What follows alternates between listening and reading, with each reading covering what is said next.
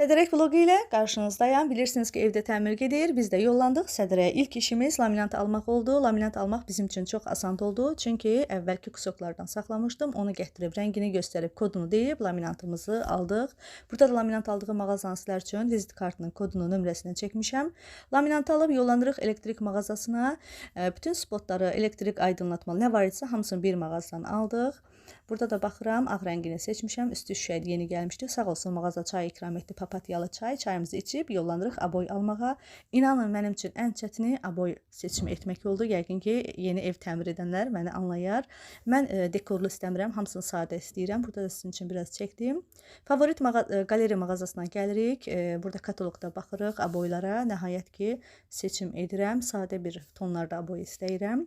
İşarə elədiyim aboyu nəhayət ki aldıq. O qədər gəzib yorulduq ki, sonunda oturub bir yerdə yemək yeyəndən sonra yenidən alış-verişə davam edirəm. Həyət üçün stol dəstə istəyirdim. Sadəcə baxdım, almadım. Plastik idi, amma çox gözəl görünürdü.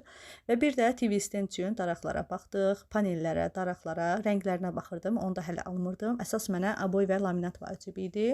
Və ən əsası xanımların vazgeçmədiyi qab-qacaq mağazası. Burada elə belə baxmağa girmişdim sadəcə, amma fincanlar xoşuma gəldi. Özümə bir fincan da aldım. Şüşə qazanlar da, onu deyim ki, qiymətlər də çox-çox münasib idi.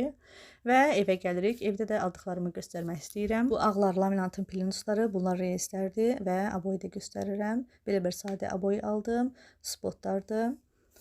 Sonra laminatı göstərirəm, balkona qoymuşuq. Özümə belə bir fincan aldım, mətbəx üçün zibil qabı aldım, səbət aldım, paltar səbəti, Aylin otağına belə bir zibil qabı aldım və mətbəxə zibil qabı aldım.